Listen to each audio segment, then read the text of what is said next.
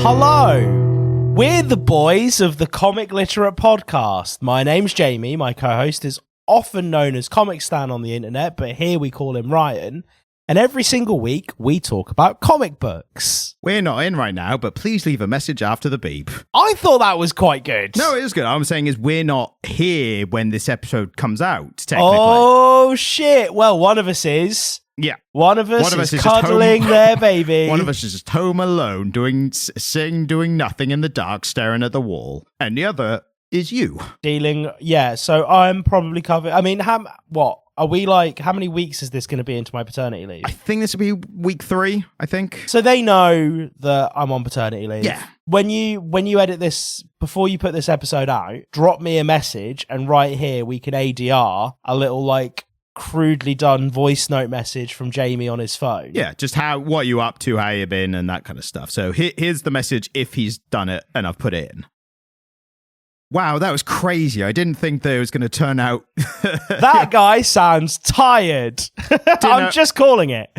Who would have thought that the child was going to turn out to be some kind of demon antichrist? Did not see that coming. So this week we're talking about... I'm just trying to cover all likely bases. Daredevil.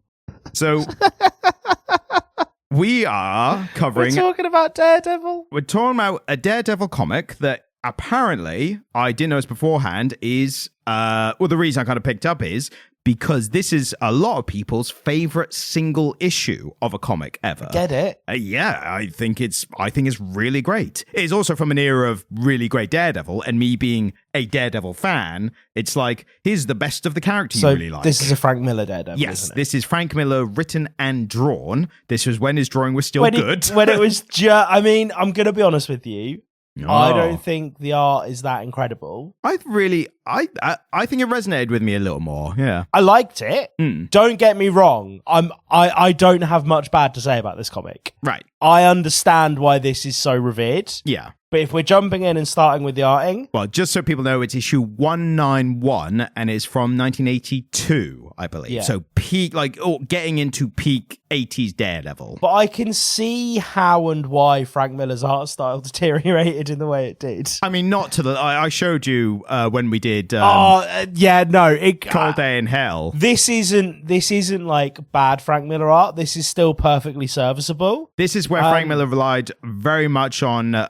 using as many lines as possible, and not in like drawing the outline of anything. I mean, literally in the middle of everything has so many lines. Does a lot of cross hatching, which I don't love. Yeah, it can look a bit much at some points, and that's my issue with it. But I don't necessarily. So to say that is unkind to it because it's not bad. And again, I think I don't necessarily love the art style, but there's some things that it's doing that I think are really cool. Yes, and for if we haven't mentioned already, this issue is called Roulette. So let's say Daredevil Roulette is what the episode would be called. I think the premise of this issue is so strong and so powerful that we should start the episode with a rundown of what is actually happening in this issue. Yep. And I think you're the man to deliver that. I agree with you on this instance. So for anyone wondering, I said this is in the peak Frank Miller run. Single issue. This takes place after what a lot of people know from this era. One of the most famous points of a Daredevil comic is where Elektra was murdered by Bullseye, right? That in itself is a pretty famous panel. I will actually bring it up for you right now. Just it's an iconic panel, so I thought you might want to look at it. So this was... Again, you can tell it's very Frank Miller-esque drawn. Yeah. But yeah, that panel itself, seeing the dagger, he is stabbing her with one of her own size. So you can see the iconic, the saw going through her, but it hasn't gone through the back of her clothing. Yeah. So that poking of the clothing through it. It's cool. It's a cool panel. So this takes place after that, after Daredevil has taken down Bullseye, and he is lying in a hospital bed, completely paralyzed. And basically, Daredevil has wandered into his hospital room with a revolver and basically starts playing Russian roulette. So to say off the top now is there is obviously a lot of talking about an implicit suicide as relates to Russian roulette. So if that's an issue for you at all, I maybe would give this episode a miss because I think it's going to come up quite a bit. Or at least it's probably going to be mentioned the arting as well, because I think I'm going to talk about the gun and the body, framing and everything with that as well. Yeah. So yeah, if that's an issue for you, probably skip this episode. So art.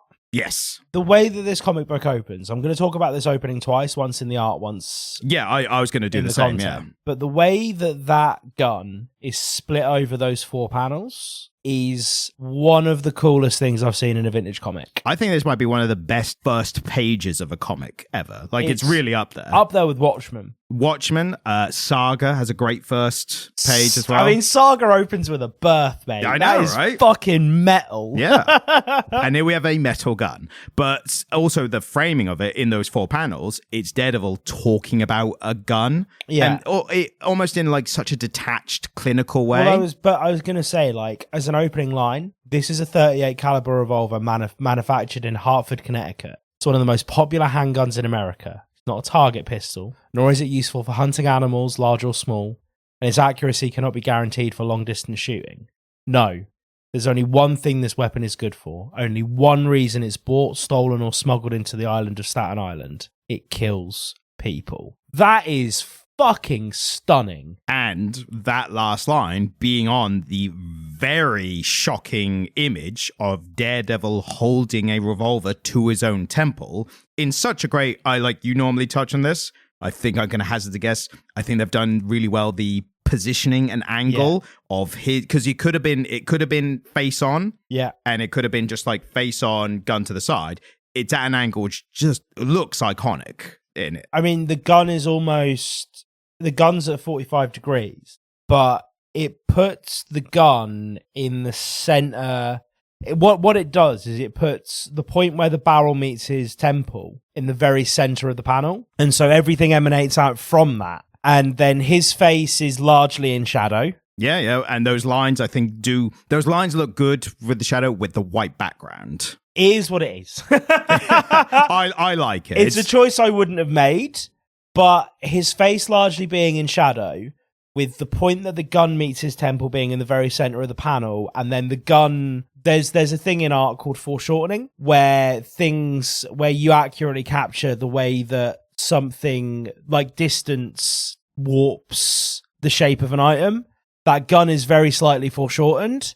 It's fucking cool. Yeah. That first page, absolutely, I read that and said, that is potentially the best page of a comic book I've ever seen. Yeah.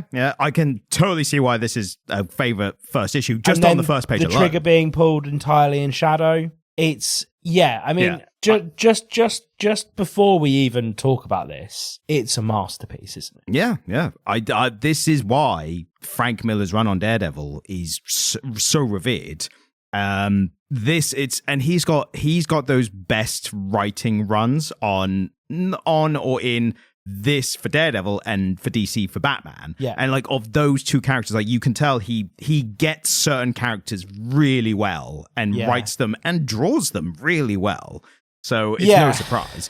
I love in this opening panel, and this continues throughout the comic, every time we're in the hospital room with Bullseye, almost completely white with some very like light coming through the windows, just like yellow rectangles. It's very kind of like cubist kind of not cubist, sorry, that's 3-dimensional, but like blocks and shapes, that kind of art. Do you know what I mean?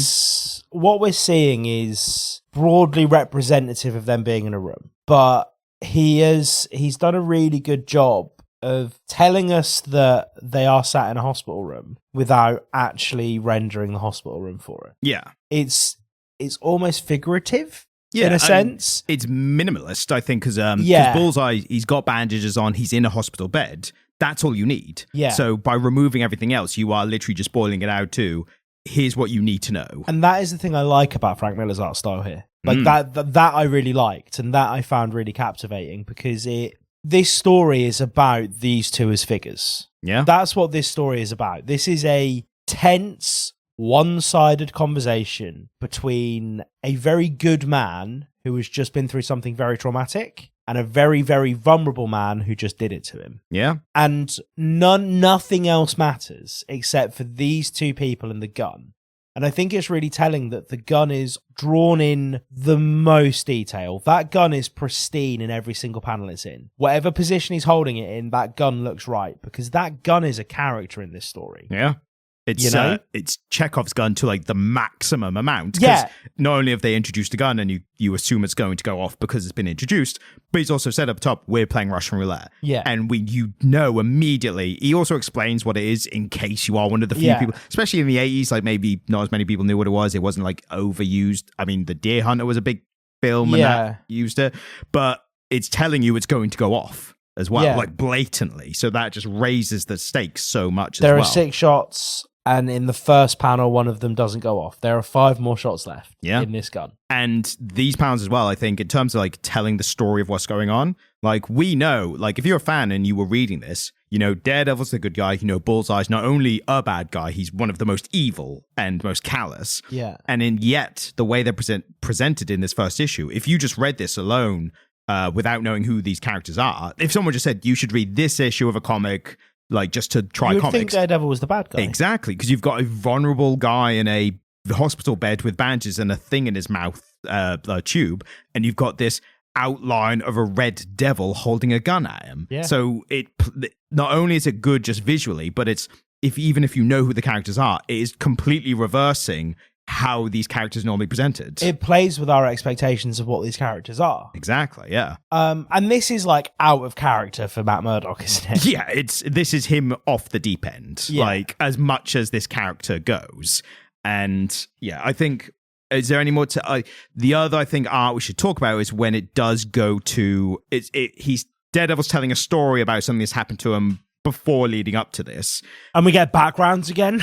Yeah, exactly. And I think that distinguishes the story, like the modern, the present day framing of this old story. I think 100%. Like well. it's really necessary and it works really well. I really like this art style, like this 80s art style where there's a lot of darkness, but also a lot of color. And I think they balance really well off each other. The faces are kind of blocky at points, but also like it fits with what it is. It's consistent in that everything is kind of blocky and simple shaped, if that makes sense. So I don't think Frank Miller was a particularly great. I think he had a style which was interesting. I don't think he was a great artist. That's I think he composed good comic books. I've been quite candid in the fact I really like some of the stuff he's doing here. Yeah. Even before Frank Miller forgot how to draw, which is mental and something we should absolutely dedicate a whole episode to. Well, so at some point, hopefully soon, we're going to be doing The Dark Knight Rises, The Dark Knight Returns. Isn't that the one that's really badly drawn? No, that's the one that's really good. It's then part 2, with it's like completely different ends of a spectrum. So, but even before he completely forgot how to draw. Which is, we need to dedicate a whole episode to how that happened and why that happened. Yeah, because I think that's fascinating. I think there's a backstory, and yeah, that's a great topic to discuss at some point. His work in drawing anatomy, for me, has always been a little bit hit or miss. Yeah, and I think especially 80s comics, I think... You didn't need to be good. Well, yeah, you didn't need to be. You didn't need to They were going to be bought anyway. I think the artists that were brought on, like, there genuinely was like a lower requirement or threshold. Yeah. I think it wasn't, there's probably a higher threshold of requirements of like anatomy and, drawing accurately and stuff. And I think when it came to comics, that was less prioritized over, does it look interesting? Yeah. Like, does it jump out of the page at me? Is it going to even sell if comics? the Ami's fucked? Yeah, exactly. Is it, because again... Does it look cool? Again, like, in this day and age, the good stuff sells itself because you have that machine of Reddit and the internet talking about it. Yeah. Back then, you needed to be able to sell this shit on the strength of it sat on a rack in a newsstand. And it's why cover artists, like some people made entire careers of just being cover artists. Yeah, totally. Yeah, so, I mean, The Flash, again, the story is kind of what it is. It's us seeing the things that have pushed Matt Murdock to the point that he's willing to potentially kill someone. Well, so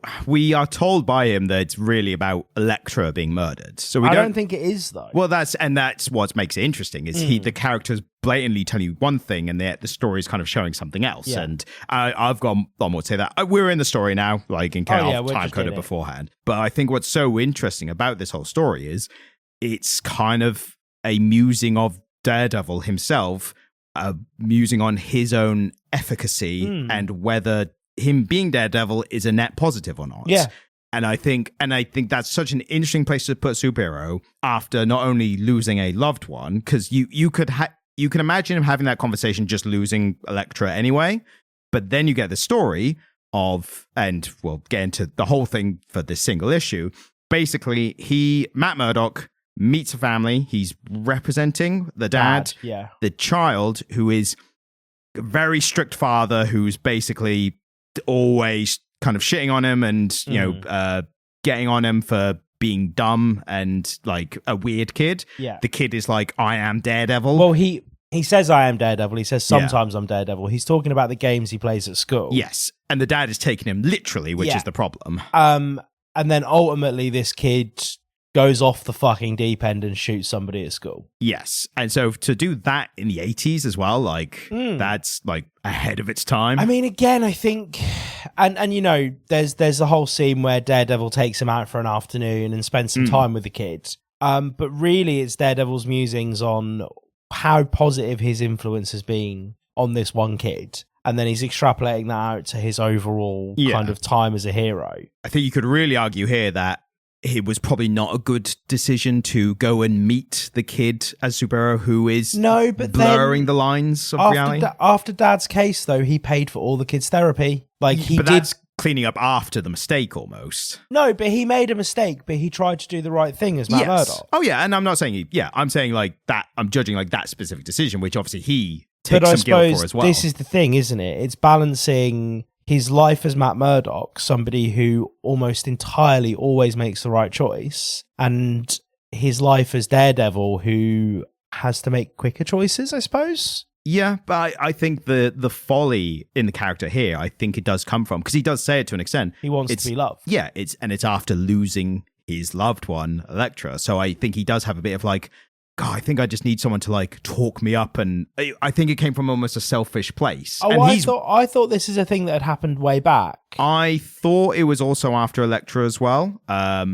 And I don't think he specifies. I think he is just kind of telling a story to Bullseye. I assume this was a thing that had happened to him sort of previously, not something that happened recently. Possibly. And I think I assumed differently without either of us having an actual marker to go by. Because there was like a whole period of time between him initially meeting Chucky and then Chucky doing what he did. Right. So I just assumed it was happened very quickly after, because when he's talking at the dinner table, they're talking about the court case. He's accused of embezzlement. So for then later cutting to the guy meeting the person who's accusing him. Yeah. I just assumed it was within a short time frame because they're in the build up to this trial. So it's I assume this was something from his past that he was sort of musing on. Maybe, and that's the thing is I don't think either of us have a definitive thing to point to. So maybe being ambiguous is kind of part of it. It's like, was he in a weird place when these events were carried out?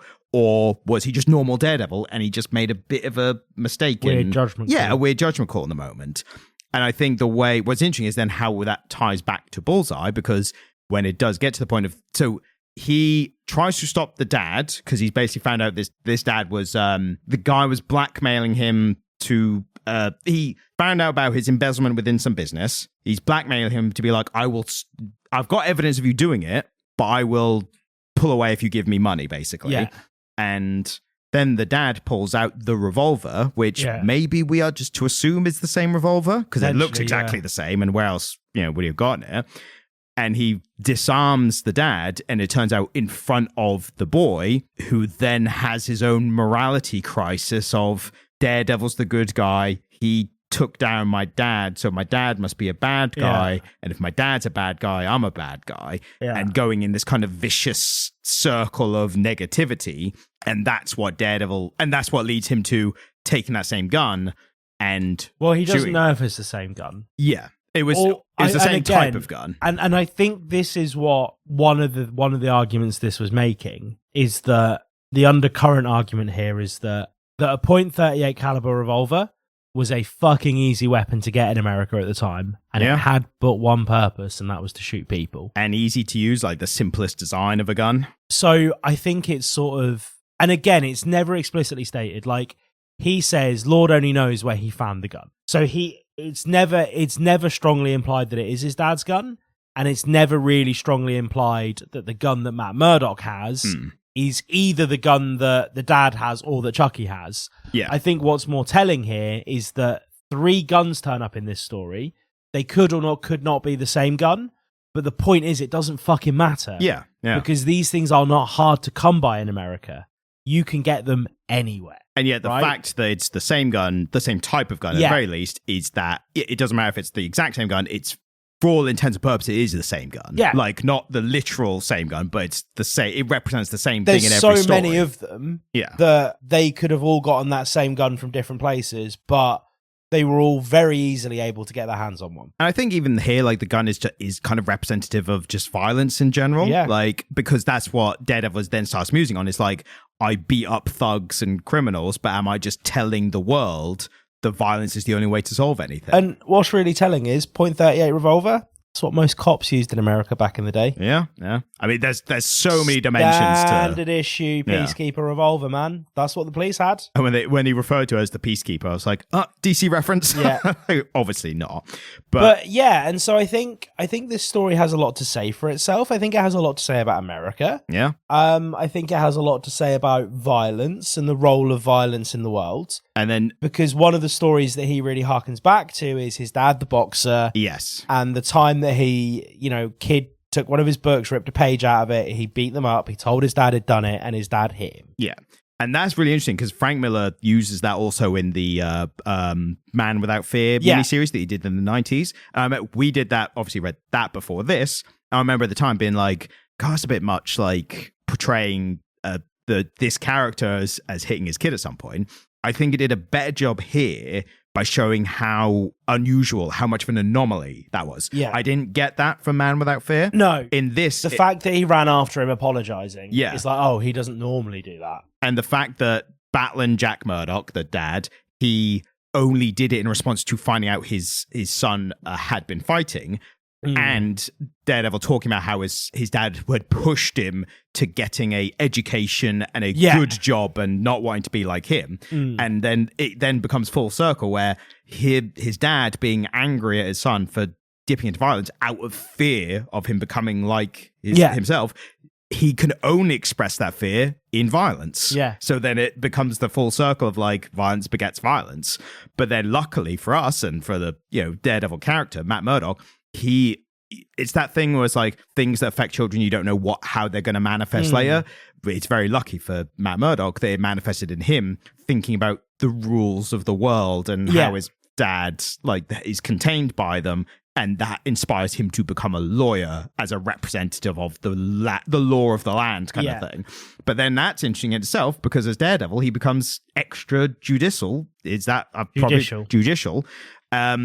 And he's operating outside the law. Yeah. So it's so many layers. Like this is why Daredevil's one of my, if not my favorite character, because I can understand why this is held up in such high regard by so many people because it is a masterwork. Yeah. It's really special. It asks all of the big questions and gives you no answers, and it makes you sit with the things it's asking you about. And the things it's asking you about are the nature of morality and the role of violence in the human experience and the role of guns in the American experiment and ultimately what it means to be a good person. And this, I think, was also the maturing of the superhero genre. Yeah. Because it was a few years later we got The Dark Knight Returns and Watchmen and things like that. Killing Joke. This is better than any of those classic comics I've ever read. I think this is better than The Watchmen. I think this is way more succinct. Like how much he gets across in a single issue is amazing. And I think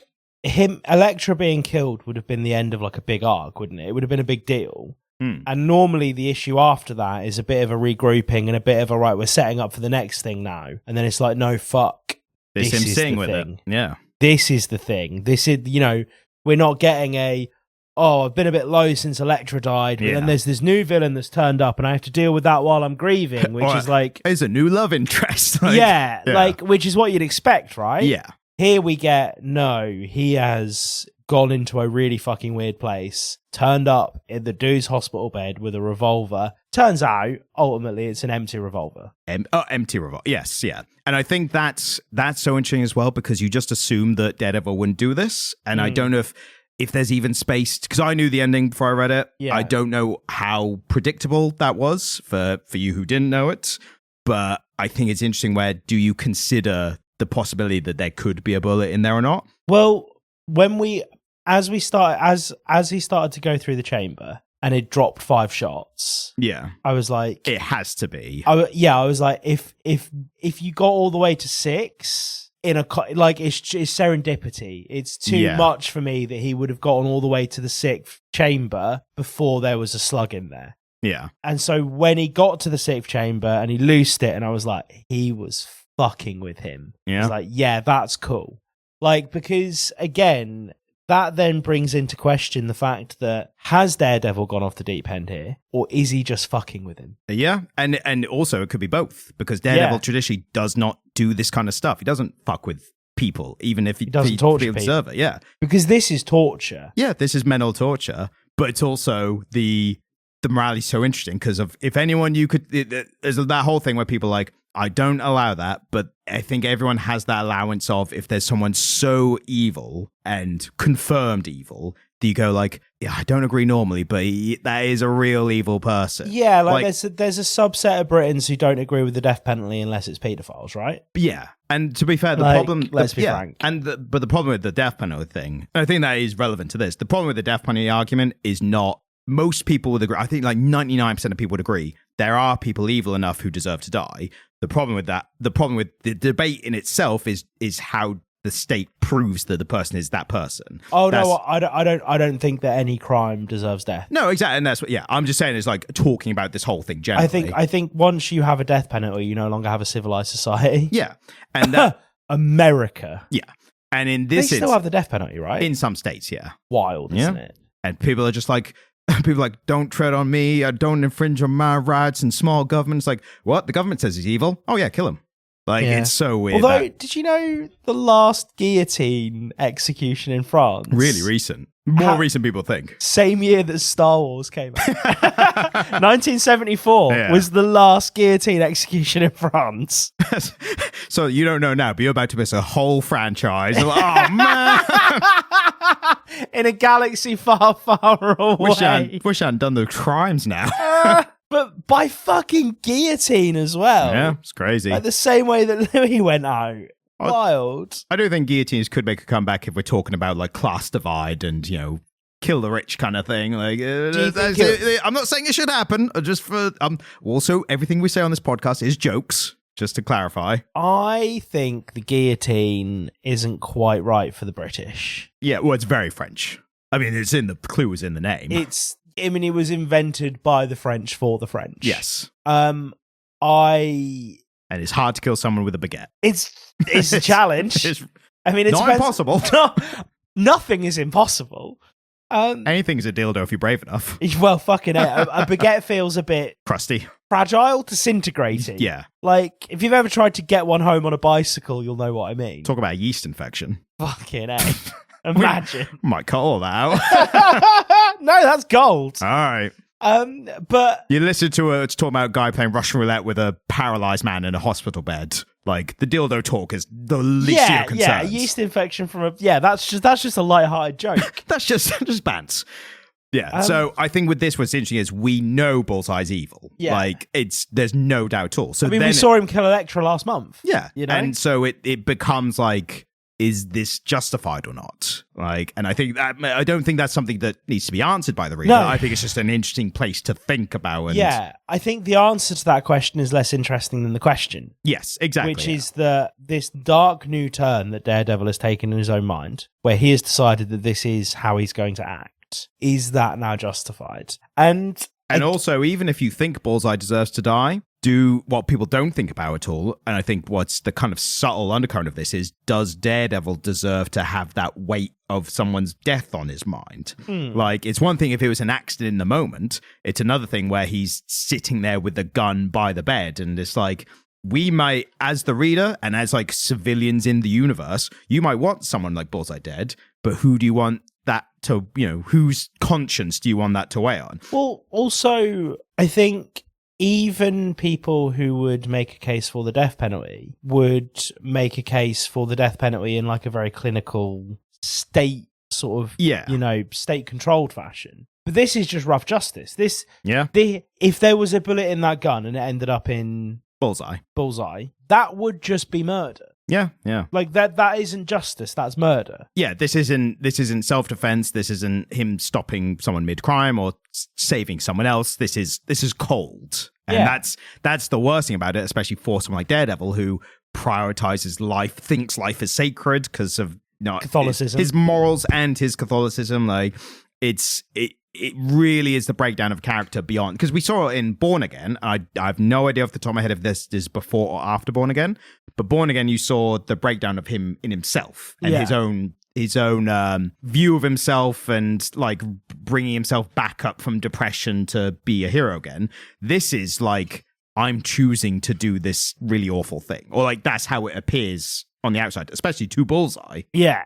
I mean, it's also the first Daredevil comic where he doesn't ramble on about being a fucking Catholic. Well, of all the times, like this is a REM moment. He's really lost his religion. He's in the corner. Yeah, he's in the corner losing his religion. If you could have a soundtrack to a comic, I think that'd be perfect for this. Was that out yet? I have no idea. I can't be asked to search it. Let's say, for the argument's sake, yes.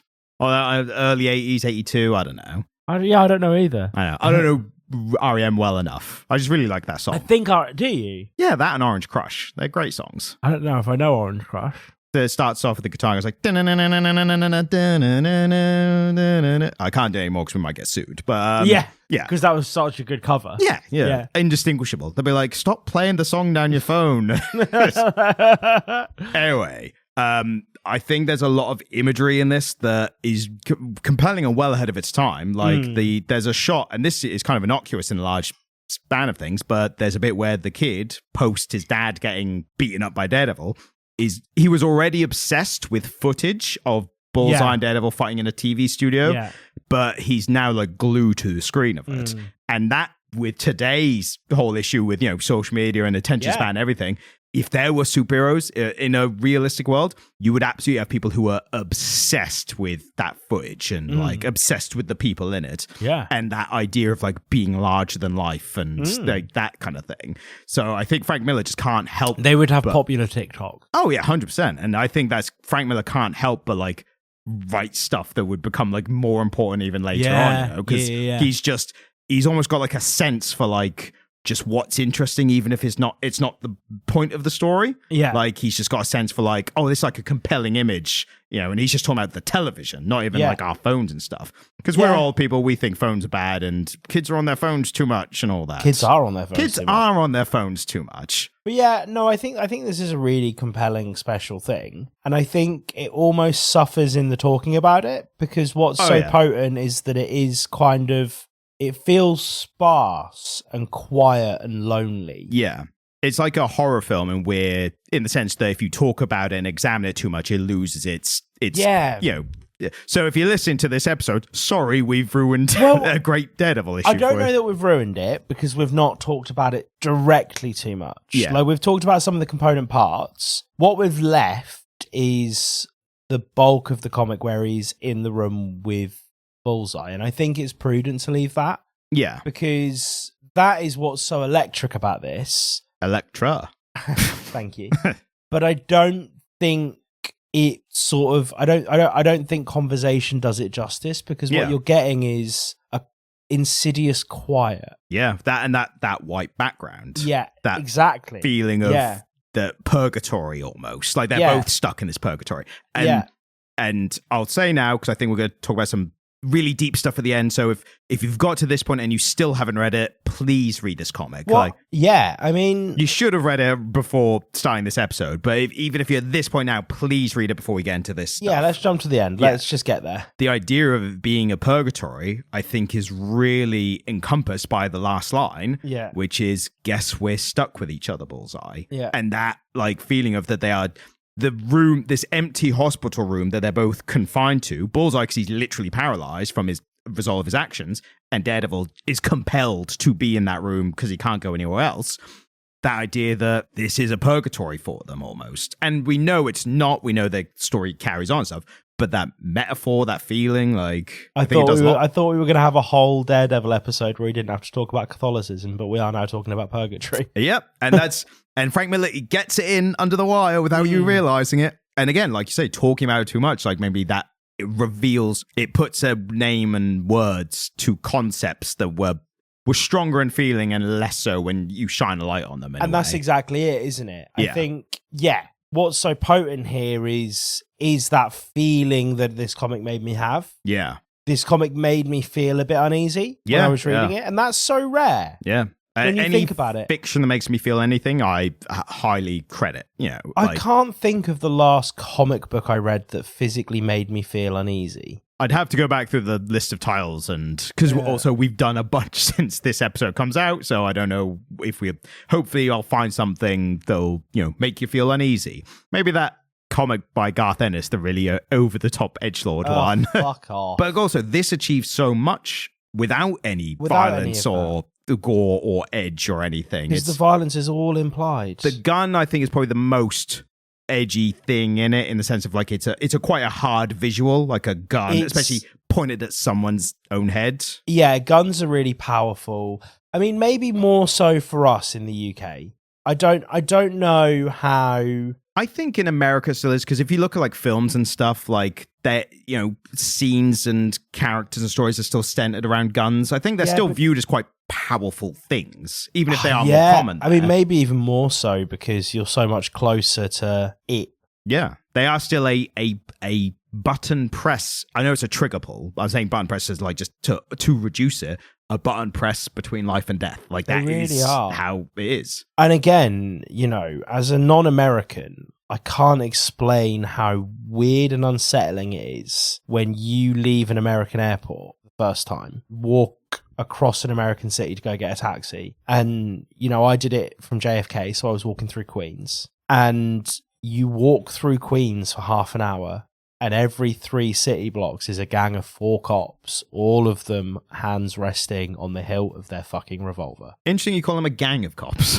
Well, yeah, I mean, that's what they are, Yeah, I know. And it's like, so yeah, maybe an American audience would be even closer to that because they see guns all the time, they're around guns all the time. I imagine I would be interested to find out what percentage of Americans know somebody whose life has been ended by a gun. I mean, it's obviously going to be way more than the percentage is going to be way more than us or Europe and everything. Well, that's for obvious what reasons. I'm saying. Yeah. Then the proportion of Americans who know somebody who has been killed in that manner is going to be infinitely higher than it would be if you grew up in Britain or Europe or Australia post Sandy Hook. Australia, I can't remember. They had a version of Sandy Hook, and I can't remember what it's called. But they had a. I thought Sandy Hook's American. Yeah, Australia have an event like that. I can't remember what it's called. And they overnight. Yeah, they were like, no more guns.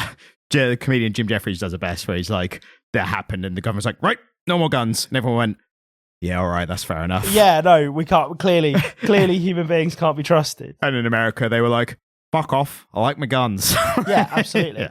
I think it's very cool that the very last page has the 6th click of the hammer. Yeah. And I think that was, like we say, like, even if there wasn't a shot fired at the end, and maybe people might feel like it's a bit of a rug pull that the gun didn't have any bullets, I think at a minimum it needed the last shot on the last page. 100%. Or as close to as possible. I think that made it, although because there's a click and no bang, so it is explicitly stated here. It's not explicitly stated, but you can infer that from the fact there was a click and no bang, I mean, and there was no shot, and it has a dialogue, my gun has no bullets, and like that's all you need. That as the last, almost the last, second to last line of dialogue just tells you immediately. And that's the top section of then the last almost splash page of the big empty, now dark, now black. And what does that say? Like, that's been sat there all day. Exactly.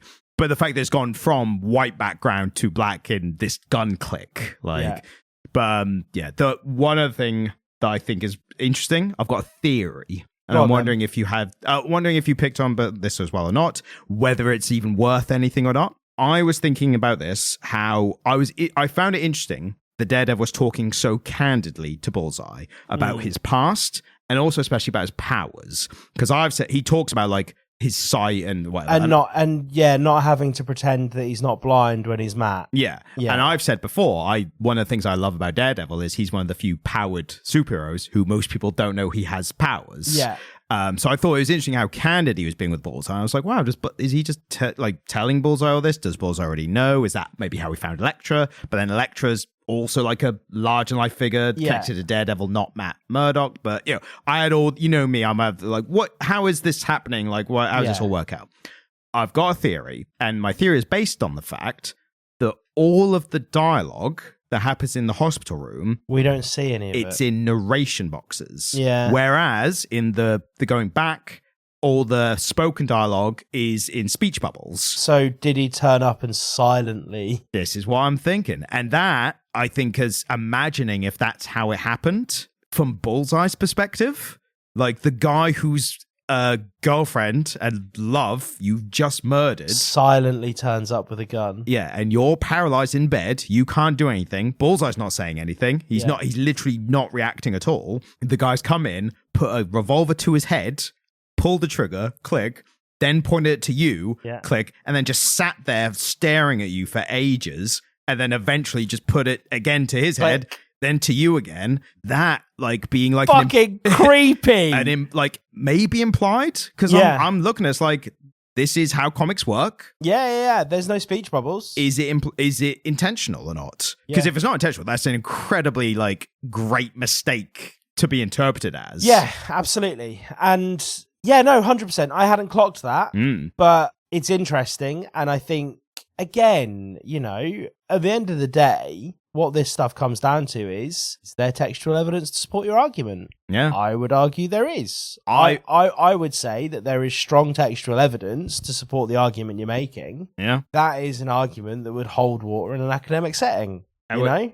I'm quite proud of myself now that you've raised me up with that. You validated my thoughts. I feel like I could do a talk on this in some kind of college or university setting with as you'll see, the dialogue is not in speech bubbles. And everyone's my God, he's figured it out. It's a valid point though, isn't it? Because we just assume that he's saying these things out loud. But why would Daredevil dox himself in that way? Yeah. Why would he, in this world where everything is possible, where even people dying isn't really a fucking set, there's not even a set certainty that people will stay dead. People come back to life all the time. Yep. This is a world that has magic and science abound. Literally, Elektra comes back from the dead soon after this. Yeah. And at least it's part of her character. Her resurrection is like a black magic kind of the hand resurrector in a way, and that becomes her kind of defining thing going forward of should I have been brought back and stuff.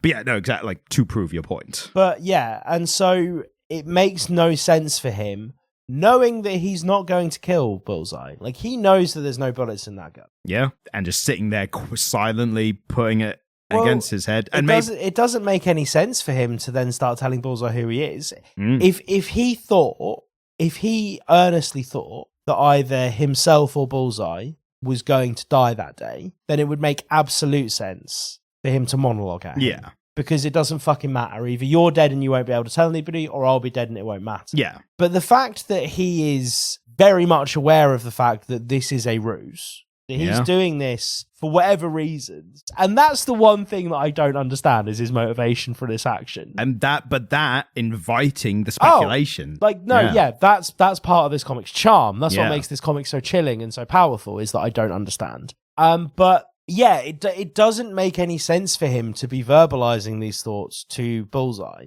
It's a reading, isn't it? Yeah. It's a reading of the comic book that he has turned up in silence and is having a massive fucking existential crisis in his own head, and in turns pointing a gun at himself and this fucking dude in this hospital bed in complete silence. Yeah. Which makes the click so much more powerful because it's the only noise. Yeah. I imagine the click, presumably, if you were to make a live action version of this, I think the way you could capture it, because you would still have the setting. You wouldn't do a CGI background, but if you had the only noises in between thought narration being the beeping of the heart monitor, and then a click, so it's one noise, that beep, beep, beep, and then just.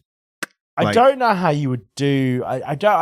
I don't know how you'd film this. It'd be difficult. I mean, hopefully, if we're lucky, they might do some of this in the next season of Daredevil Born Again. It feels like if they made a feature film out of this, they'd pad it out too much and they'd ruin it. Oh yeah, well, this is why in the TV series, I think there's more chance of doing it justice, because this could be an episode. This would be a bottle episode. Yeah, wouldn't it? That'd be fantastic. I think it wouldn't so much be a bottle episode because I think they would do the flashback stuff. Yeah, but I think that the present part of it being just this would be really great. It would be really chilling. Yeah. And there's a Bullseye in the Born Again series who's really great, and really evil. So seeing him dealing with this would be particularly gratifying as well. But no, I mean, I'm really glad you brought this one to me. I'm really glad you brought my attention to this one. I think it's been a really fascinating episode. Yeah. And it is by far one of the best comics I've ever read. Yeah. I think what I'd like to do as a general plan is I want to try and get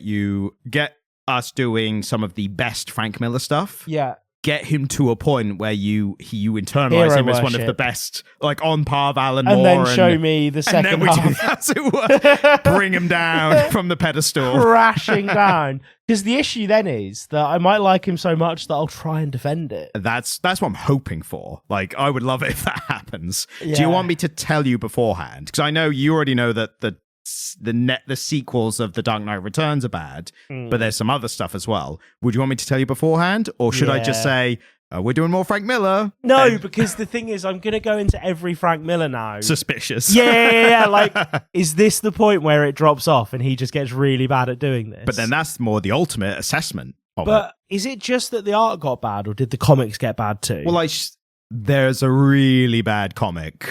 Like there's a really bad Batman comic, and I won't tell you what it is. Maybe if I do try and sneak it past you, but it's amazing how well he wrote Batman. In the two best that he's known for is Batman Year One and Dark Knight Returns, both from the 80s. Yeah, he did then one later, I think in the 90s. I think it came out, maybe even noughties, might have been even that late. And it's just like, don't you remember writing good Batman? Like, you got the character. Like, you did a really, iconic interpretation of the character. You really understood Why are you doing this? Like, it doesn't make any sense. Not only did you understand this character, but partially you came to define it for a generation, and now you don't get it anymore. I think I'd be way more hurt if he did an awful Daredevil. Because as far as I know, there isn't any, absolute dog shit. Is Frank Miller still around? Yeah, I think so, yeah. So he still has time. Yeah. Hey, you haven't done a bad Daredevil. Do you want to give it another crack? Oh, I seem to have received an email from Jamie at the Comic Literate Podcast. Please write Daredevil however you want. Yeah, just honestly, mate. Swing it. Yeah, just wing it. Just have a good time. Well, Miller, if you're listening, there's the gauntlet's been set. This gauntlet's been thrown down. Do what you want with it. Write some bad, Well, I think that's good for another banked episode for this filler time. That went all right, didn't it? Yeah, it's been all right. And hopefully you are, while this is playing in people's ears, hopefully you're having a better time of it than Bullseye did in this comic. Yes. Hopefully you haven't got a revolver to your head. Mate, imagine if that's how my paternity leave went. How's it going? It's like cut to. He's not saying anything. No, but he's internally monologuing. I can assure you of that. So thank you so much for listening. Now more than ever, it's really, really important that you like and comment and leave 5-star reviews. And tell your friends and tell them this is the most pretentious yet lowbrow podcast they'll ever have listened to. Because nappies are expensive, as is guns. Especially in Britain. I'm going to need one or the other. But basically, I could do with some money. So if you'd like to help us get to a point where this podcast is, fuck it. Profitable. Yeah, fuck it. We've been doing We've been doing this for over 150 episodes. We'd like it to be profitable. You can help us achieve that by leaving a 5-star review and a comment. So do that. And put money in an envelope and send it to us. Don't actually do that. But I'm not giving you an address. Idea. You have to guess the address. That's the best part. No, that's weird, man. That's weird, because I have a child at that home. All right, we're recording back to back, and I think we're starting to go mental now. So, peace. Thank you. And thanks for listening. If you enjoyed this episode, then please subscribe to get notified of our future episodes as well. And if you're feeling particularly generous, then please leave a 5-star review on whatever podcast app you're using. If you'd like to get in contact with us, then send an email to comiclit@gmail.com. You can also watch videos by me on the Comic Stand YouTube page, which is linked in the description. Thank you, goodbye.